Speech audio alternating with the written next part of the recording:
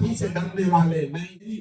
अनुपस्थिति में छात्रों को मारा गया है, तो अब मेरी जिम्मेवारी है कि सबसे आगे बढ़कर मैं अपना जान जोखिम में डालूं।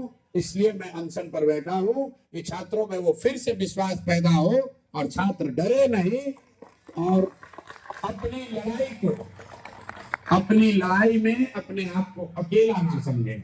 इस पूरे अभियान का आज का दिन सबसे महत्वपूर्ण दिन है।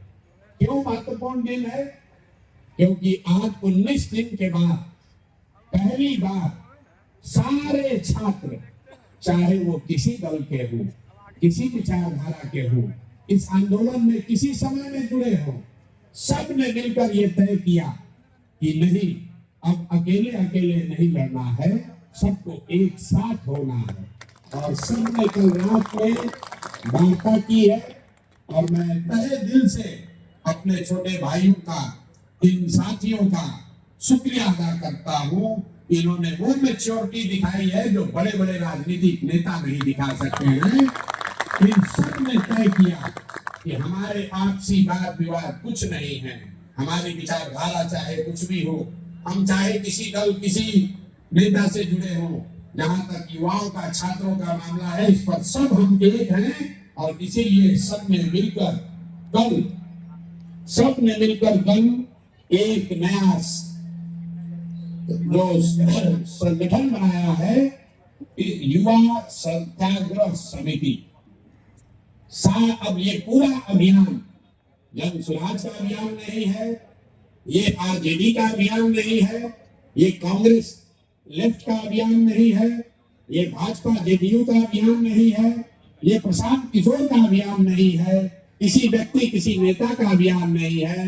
ये अभियान बिहार के युवाओं का है, जिसको 51 सदस्यीय, मैं रिपीट कर देता हूं, 51 सदस्यीय युवा सत्याग्रह समिति यहां से आगे बढ़ाएगी। और इस 51 सदस्यीय सत्याग्रह समिति में कल 42 बच्चों ने सहमति दी और सबके सलाह से उन 42 विद्यार्थियों को, छात्रों को, युवाओं को इस समिति का नेतृत्व दिया गया है। जो साथी हमारे अगल बगल बैठे हैं, ये सारे लोग प्रशांत किशोर से ज्यादा इन्होंने सेक्रीफाइस किया है, इन्होंने ज्यादा कमिटमेंट दिखाया है। तो नेतृत्व प्रशांत किशोर का नहीं, इन बच्चों का होना चाहिए।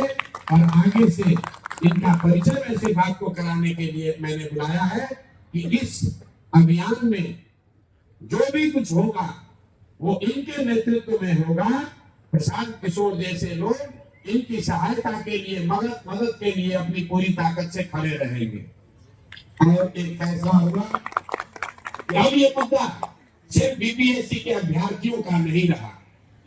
ये इतने बड़ी संख्या में छात्र, इन्होंने ये चुनौती स्वीकार की है कि हम सिर्फ एग्जाम की बात मांग नहीं कर रहे हैं। बिहार में व्यवस्था सही होनी चाहिए, युवाओं के साथ अन्याय रुकना चाहिए, और युवाओं के साथ ही नहीं, समाज में किसी दूसरे वर्ग के साथ भी अन्याय हुआ है, उसकी लड़ाई भी अब ये युवा लड़ेंगे। क्योंकि बिहार को अगर सुधारना है तो बिहार के युवाओं को ही खड़ा होना पड़ेगा। तो मैं इन छात्रों का तहे दिल से धन्यवाद कर रहा हूं और इनको मीडिया के सामने आश्वस्त भी कर रहा हूं। आप आगे बढ़े हैं, आपने बड़ा दिल, वो मैच्योरिटी दिखाई है। मैडम आ जाइए, आप भी इसकी हिस्सा है, पीछे रहिए। तो ये निश्चित जानिए, सरकार चाहे जितनी बड़ी हो, उनकी ताकत चाहे जितनी बड़ी हो, लोकतंत्र में जनबल के आगे कोई बल नहीं है। और जनबल को सक्रिय करने के लिए, उनको जगाने के लिए, उनको खड़ा करने के लिए इन युवाओं से ज्यादा बेहतर नेतृत्व कोई हो नहीं सकता है। कल की बैठक में एक और बात तय की गई कि हम लोग इस मंच से ये घोषणा कर रहे हैं, सबको आग्रह कर रहे हैं, आह्वान कर रहे हैं, मेरे भाई, इस मंच पर किसी दल का झंडा ना है, ना आगे होगा। इस मंच पर कोई दल का नेता नहीं है। जो बैठा है वो युवाओं के लिए बैठा है। तो चाहे वो कांग्रेस के नेता राहुल गांधी हो, राजद के नेता तेजस्वी यादव हो, या दूसरे कोई भी दल का नेता हो, मेरे भाई, हमारी यहाँ की राजनीति चलती रहेगी, लेकिन इन छात्रों का आह्वान है, इनके साथ आइए। ये मंच आपका भी उतना ही है जितना इन बच्चों का है, जितना प्रशांत किशोर का है। ये बिहार के हर उस व्यक्ति का मंच है जो चाहता है कि बिहार में अब इस स्थिति को बर्दाश्त नहीं किया जाएगा, जिसने संकल्प लिया है कि अब हम लाठी से डरने वाले नहीं हैं। अगर सरकार अड़ी हुई है कि हम मानेंगे नहीं, तो बिहार का युवा भी अड़ा हुआ है कि हम आपको मनाए बगैर मानेंगे नहीं। आप प्रशांत किशोर को पकड़ लीजिएगा, हमें गिरफ्तार कीजिएगा, तो भी ये 51 साथी खड़े रहेंगे, अनशन जारी रहेगा। अगर हम पर लाठी चलाओगे तो सबसे पहले यहाँ आकर लाठी चलाओगे तो सबसे पहले प्रशांत किशोर पर लाठी चलानी पड़ेगी, तब इन भाइयों पर लाठी पड़ेगी, और कोई दूसरा उपाय नहीं है। आपके माध्यम से मैं बिहार के लोगों को इस ठंडी रविवार को ये भी कहना चाह रहा हूँ, घर में बैठकर रजाई और कंबल में बैठकर आंदोलन नहीं होगा। रजाई और कंबल में बैठने से बिहार नहीं सुधरेगा, आपके बच्चों का भविष्य नहीं सुधरेगा। आप लाठी खाते रहोगे, 5 साल रोते रहोगे, फिर चुनाव आएगा, इन्हीं नेताओं को जाति धर्म के नाम पर वोट दोगे, फिर आपके बच्चों का भविष्य नहीं सुधरने वाला है। तो बिहार के युवा खड़े हुए हैं, ये वो रास्ता दिखा रहे हैं।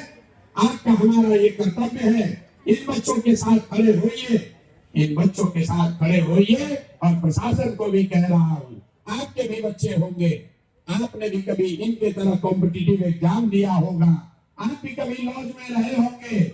मेरे भाई, जब इन पर लाठी चलाते हो तो वो दिन भी याद रखो जब आप टिफिन खाकर कोचिंग करके अभ्यर्थी थे और आप नौकरी में आना चाहते थे। जैसे आपके सपने हैं वैसे ही बच्चों के भी सपने हैं, इसलिए लाठी मत चलाओ। हम लोग पूरे इस व्यवस्था को बिल्कुल हिंसा से अलग, ये जो गांधी जी की सिर्फ मूर्ति के नीचे हम लोग नहीं बैठे हैं, ये गांधी जी का बताया हुआ जो मार्ग है, सत्याग्रह, सत्य के लिए आग्रह। सत्य क्या है? सत्य ये है कि पिछले 10 वर्ष से बिहार के युवाओं के साथ धोखा हुआ है, अन्याय हुआ है, और तो आग्रह कर रहे हैं कि जिन लोगों ने अन्याय किया है कि अभी से भी बात मानिए, युवाओं के साथ अन्याय बंद कीजिए। जो पेपर लीक हुआ है, जो छात्रों के साथ जो जिन सीटों को बेचा गया है, उन अधिकारियों पर, उन शिक्षा माफियाओं पर कार्रवाई कीजिए। यहाँ पर जो मिसाइल नीति लागू कीजिए, बीपीएससी की परीक्षा पर छात्रों से बात कीजिए। अगर छात्र चाहते हैं कि पुनर्एग्जाम हो तो फिर से पुनर्एग्जाम होना चाहिए, लेकिन किसी भी हालत में अब हम लोग पीछे हटने वाले नहीं है, ये छात्र पीछे हटने वाले नहीं है।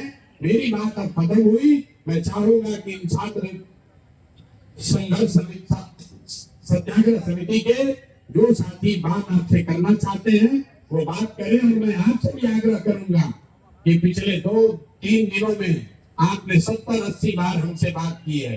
अब भैया हमसे बात मत कीजिए, मुझे चुपचाप पेंशन पर बैठे रहने दीजिए। 4 दिन हो गया है, डॉक्टर कह रहे हैं ज्यादा बात मत कीजिए, आपकी सेहत के लिए अच्छा नहीं है।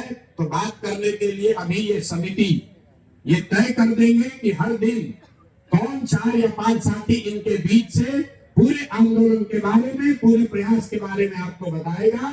ये समिति जिसको तय करेगी वही लोग मीडिया से बात करेंगे, उन्हीं की बात को ऑथेंटिक बात माना जाएगा, उसी बात के पीछे हम लोग सब खड़े रहेंगे, उसी की बात को इस पूरे ग्रुप का, पूरे युवाओं का बात समझा जाना चाहिए। एक अंतिम बात, उसके बाद ये साथी बात करेंगे। पिछले 3-4 वर्षों में करीब 87 शांतिपूर्ण धरना प्रदर्शनों पर सरकार ने लाठी चलाया है। आंगनवाड़ी सेविकाओं पर लाठी चलाई गई, रसोइया पर लाठी चलाई गई, सहयोगियों पर लाठी चलाया गया, शिक्षकों पर लाठी चली, पंचायत से जीत कर आए हुए प्रतिनिधियों पर लाठी चली, संविदा कर्मियों पर लाठी चली, यहाँ पर सांख्यिकी के लिए आंदोलन करने वाले छात्रों पर लाठी चली, लोक शिक्षकों पर लाठी चली, वित्त रहित शिक्षकों पर लाठी चली, टी के लोगों पर लाठी चली, यहाँ तक कि सत्ता में बैठे हुए भाजपाइयों पर भी लाठी चली। लेकिन ये सरकार का डर इतना है कि कोई आवाज उठाने के लिए तैयार नहीं है। अब बिहार के युवाओं ने ठाना है इस समिति ने ये ठाना है कि उन सब की आवाज बनकर हम लोग खड़े होंगे। ये लाठी से हम लोग डरने वाले नहीं है। चलाओ लाठी कितना चलाना है, और उन सारे लोगों को, उन सारे संस्थाओं को आपके माध्यम से आह्वान किया जा रहा है। अगर आप पर सरकार ने लाठी चलाई है और आप रोकर सिसक कर विवश होकर वापस चले गए थे, तो अब ये समय है वापस आइए, इन छात्रों के साथ आइए। ये इनके बाजुओं में दम है, इनके हौसले बुलंद हैं, ये डरने वाले नहीं हैं। इनके पीछे चलिए, इनका हाथ मजबूत कीजिए, इनको दुआ दीजिए। ये लड़के लड़ाई लड़ेंगे, अपने भी लड़ेंगे और आपकी भी लड़ेंगे और आपके बच्चों की भी लड़ेंगे। भैया प्रशांत को नारा मत लगाओ, नारा मत लगाइए। मैंने पहले कहा है, यहाँ ना कोई दल का झंडा होगा, ना दल की नारेबाजी होगी, ना प्रशांत किशोर होंगे, ना कोई दूसरा नेता होगा। यहाँ सिर्फ और सिर्फ बिहार के युवाओं की बात होगी। प्रशांत किशोर अगर बैठे हैं तो वो बिहार के एक युवा होने के नाते बैठे हैं, जन सुराज पार्टी के नाते नहीं बैठे हैं। इसी के साथ मैं अपनी बात खत्म कर रहा हूँ। जो भी हमारे साथी बात करना चाहते हैं, मैं चाहूंगा आप में से जो साथी बात करना चाहे वो बात रखें। उसके बाद अगर मीडिया